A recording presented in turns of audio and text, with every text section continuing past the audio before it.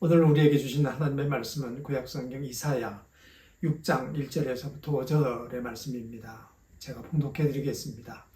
이 계시의 말씀을 봉독할 때 다 함께 살아계신 하나님의 음성을 들으실 수 있기를 바랍니다.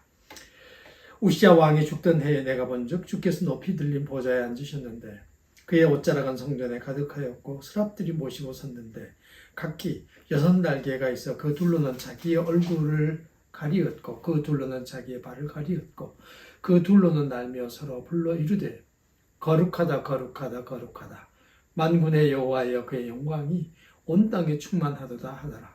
이같이 화답하는 자의 소리로 말미암아 문지방의 터가 요동하며 성전의 연기가 충만한지라. 그때 내가 말하되 화로다 나여 망하게 되었도다. 나는 입술이 부정한 사람이여 나는 입술이 부정한 백성 중에 거주하면서 만군의 여호와이신 왕을 배웠음이로다 하였더라. 아멘. 선지자 이사야는 우시야 왕의 사촌 동생으로 알려져 있습니다. 사촌형 왕이신 우시야의 영향력으로 궁정의 선지자가 되었고 그 형 밑에서 백성들에게 하나님의 얘기를 전하는 혹은 궁정에 있는 사람들에게 하나님의 얘기를 전하는 그런 사람으로 일했다. 이렇게 이제 얘기가 되는 거죠. 그러니까 그 왕의 후광으로 말미암아 선지자 자리에 섰고 그리고 거기서 이제 하나님의 말씀을 전한다고 얘기하고는 있지만 실제에 있어서는 그 우시야 왕의 테두리 안에 갇혀서 우시야 왕이 요구하는 것들을 하는 그런 사람으로 존재했을 것이라고 우리는 짐작하게 됩니다. 그러니까 선지자는 하나님께로부터 메시지를 받아가지고 그 시대를 사는 사람들에게 전해야 되는데 그게 되는 게 아니라 형에 의해 가지고 세워졌고 그 형에 의해서 그 형이 원하는 것들을 하는 그런 사람으로 존재했다 하는 것이죠. 우리가 그것을 어떻게 알 수 있냐면 오늘 성경이 얘기하는 것처럼 우시야 왕이 죽던 해에 그때에 비로소 이사야가 하나님의 성전에 들어갔다는 겁니다. 그리고 하나님을 처음 배웠다 이렇게 지금 얘기하는 것 아니겠습니까? 그때 그가 하는 고백이 나는 이제 망했다. 나는 이제 죽었다. 이렇게 생각을 하게 됐다는 겁니다. 이유가 뭐냐? 하나님을 배웠기 때문이라는 겁니다. 선지자인데 하나님의 종인데 하나님의 부름을 받아서 그분이 시킨 말을 하는 사람이어야 되는데 하나님을 배웠으니 이제 나 죽었다 이렇게 생각하는 상황에 있으니 이 사람이 형 밑에서 선지자 노릇할 때 제대로 했겠느냐 말입니다. 밥벌이는 했겠죠. 형 덕분에 밥을 얻어먹고 사니까. 그러니까 형이 원하는 얘기를 하면서 그러면서 선지자 노릇을 했습니다. 근데 형이 죽었어요. 그러고 나니까 형이 있을 때는 자기에게 와가지고 온갖 좋은 얘기를 다 하던 사람들이 순식간에 사라졌습니다. 아무도 그를 귀히 여기지 않게 된 거죠. 그야말로 허벌판에 홀로 서게 된 겁니다. 그때 비로소 자기 존재에 대한 의식을 하게 됐던 게 아닌가 싶습니다. 그래서 홀로 광야에 나간 거죠. 물론 그가 간 곳은 성전이지만 홀로 광야에 나간 겁니다. 그리고 하나님 앞에 엎드린 것이죠. 그리고 정말 하나님 제가 하나님의 종으로서 하나님의 부름을 받은 선지자로서 역할을 해야만 될 것 같습니다. 그동안은 형 밑에서 형을 위해서 일하는 사람에 불과했는데 이제야말로 제가 남은 생을 제대로 살아야 되겠습니다. 그런 기도를 하게 됐던 게 아닌가 하는 생각을 하게 됩니다. 6절 이하의 말씀을 읽어보면은 제단 숯불로 천사들이 그의 입술을 지집니다. 그러니까 그때에 이제 얼마나 그로 말미암아서 그 자기가 말을 잘못했던 것에 대한 깨달음이 크지 않았겠어요? 그래서는 그때부터 이제 자기 죄가 이제 사해졌다는 선포를 이 천사들로부터 듣게 됩니다. 내 죄가 이제 사해졌다. 이렇게 얘기합니다. 너가 그동안 입으로 잘못 말했던 모든 것이 이제 깨끗하게 씻어졌으니까 이제부터 제대로 선지자 노릇하는 사람이 되어다오. 이런 얘기인 셈이죠. 이 이후에 여러분 아시는 대로 이사야는 구약성경에서 가장 위대한 선지자가 됩니다. 우리가 구약성경 이사야를 읽지만 여러분 얼마나 중요한 얘기들이 이사야에 많이 들어있습니까? 예수님에 대한 많은 얘기들도 이사야서에 들어있습니다. 그런 거 보면 그 이후에 이사야는 그야말로 거듭났다 이렇게 얘기할 수가 있겠습니다. 이 사건이 우리에게 얘기하는 바가 뭘까요? 이 사건이 우리에게 얘기하는 것은 인생을 그림자로 살지 말라는 겁니다. 이사야는 우시야 왕의 그림자로 살았습니다. 그가 정해준 틀 안에서 말하고 선지자 노릇을 한 거죠. 진정한 의미에서 볼 때 이사야는 그때까지는 선지자가 아니었습니다. 우시야의 그림자일 뿐인 것이죠. 그렇게 해서 밥은 얻어먹었지만 정작 하나님의 종은 아니었습니다. 부름받은 선지자 이사야, 그 사람으로 살았어야 했는데 그렇게 살지 못했습니다. 형 우시야가 죽게 되자 비로소 자기 자신의 실체를 깨닫게 된 거죠. 아무도 자기 얘기를 듣지도 않고 존중하지도 않고 그리고 의미 있다 가치 있다 얘기지 않게 된 것을 절실하게 느끼게 된 겁니다. 자신이 잘못 살아왔다는 것을 뼈저리게 느끼게 되면서 성전에 가서 하나님 앞에 엎드리게 됩니다. 그때 하나님은 성전 아주 높은 곳에 계시고 그 옷자락이 성전에 드리워졌습니다.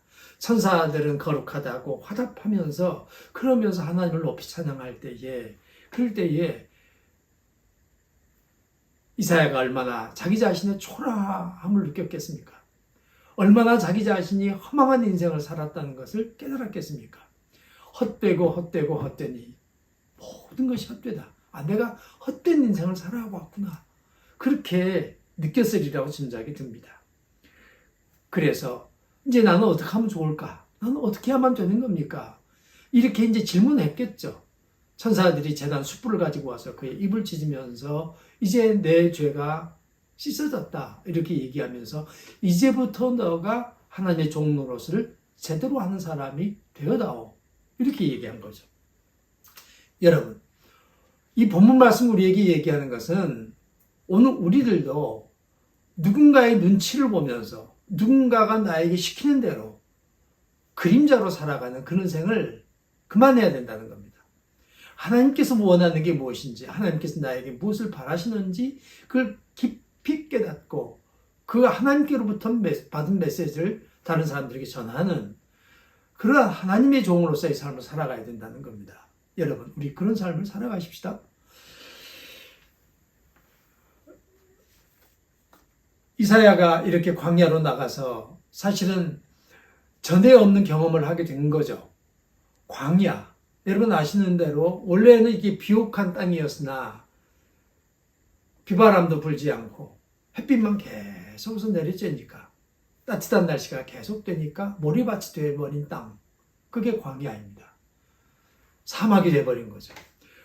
인생도 여러분 좋은 날만 계속되면은 정말로 우리가 비옥한 땅이 될 것 같지만 아주 좋은 사람이 될 것 같지만 천만의 얘기라는 겁니다. 계속해서 사랑만 받고 사랑을 줄 모르면 절실한 고통을 깨달으면서 절실한 배고픔을 느끼면서 그러면서 하나님 앞에 엎드려 본 적이 없으면 그는 좋은 그리스도인이 될 수 없다는 겁니다. 그러니까 여러분에게 뭔가 절실함이 있다면 그것은 저주가 아닙니다. 절실한 배고픔이 있다면 여러분 그게 나쁜 게 아닙니다. 그런 말미암아 고통받고 계시나요? 여러분이 하나님의 사람으로 쓰임받기에 가장 적합한 사람으로 빚어져 가고 있는 중입니다. 옥토가 되어가고 있는 중이니까요.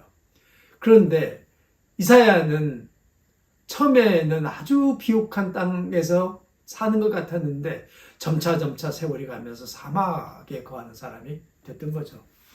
그래서 이제 이 광야에 홀로 나가서 하나님 앞에 엎드리는 사람이 되고 그리고 마침내 그는 이제 거듭나게 됩니다. 그림자로 살면서 누렸던 인정, 그리고 사람들의 칭찬, 그리고 사람들의 갈채 이런 것들이 다 사라지고 나서 보니까 자기 홀로 남은 겁니다. 너무 쓸쓸하고 비참한 상황이 된 겁니다. 다행스러운 것은 이사야가 이때 술 마시고 누군가를 원망하고 탓하고 그렇게 하는 대신에 하나님께 홀로 나갔다는 점입니다. 성전에 가서 하나님 앞에 엎드려서 하나님, 저는 어떻게 하면 좋을까요? 라고 말씀드리는 사람이 됐다는 것입니다. 하나님께서는 그를 만나주셨습니다. 그리고 구약 성경이 낳은 가장 위대한 선지자가 되게 해주셨습니다. 성도 여러분, 오늘 본문에서 우리는 무엇을 깨달을 수 있습니까? 누군가 눈치 보면서 그가 주는 몇 푼의 돈을 받으면서 그 사람에게 아첨하는 그런 인생을 살지는 말아야 된다는 겁니다. 그림자로 살지는 말아야 된다는 겁니다. 하나님께서 우리를 이 땅에 보내신 그 부름의 상을 향하여 쫓아가는 사람들이 되십시다.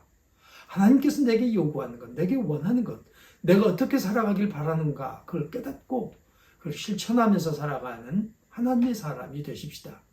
설령 그렇게 살아가면서 배고프면 좀 어떻습니까? 고통 가운데 내던져지면 어떻습니까? 절실한 결핍 가운데 놓이면 어떻습니까? 그런 것을 통해서 하나님의 아주 진실한 종이 될 수 있다면 그것이야말로 큰 복이 아니겠습니까? 여러분, 다른 사람으로 살아가지 마시기 바랍니다. 다른 사람의 기대에 맞추기 위해서 거기에다가 안테나를 꽂고 그 안테나에서 수신되는 것들을 실천하면서 살아가려고 다른 사람들에게 기웃거리는 그런 사람으로는 살아가지 마십시다. 하나님께서 나에게 원하는 게 무엇인가? 하나님께서는 나에게 무엇을 하라 하시는가? 그걸 듣고 그걸 공명해내는 하나님의 사람들로 살아가십시다. 그렇게 살아가게 될 때 우리는 참된 행복과 참된 기쁨을 누리게 될 것입니다. 그리고 진정한 자유도 맛볼 수 있게 될 것입니다. 하나님은 우리가 이런 인생을 살아가길 원하십니다. 이사야, 인생을 둘로 나누면 우시아 왕 밑에서 그림자로 살던 시절과 하나님을 만나서 진실한 하나님의 종으로 아주 살아있는 하나님의 말씀을 전하는 신실한 하나님의 종으로 살던 시대 둘로 나눌 수 있습니다. 여러분들은 어떤 생활을 살기 원하신가요? 그림자로 살고 싶은 것인가요? 아니면 빛나는 하나님의 사람으로 살아가시길 원하시나요? 아무쪼록 빛이 나는 하나님의 사람으로 살아가시기를 바랍니다.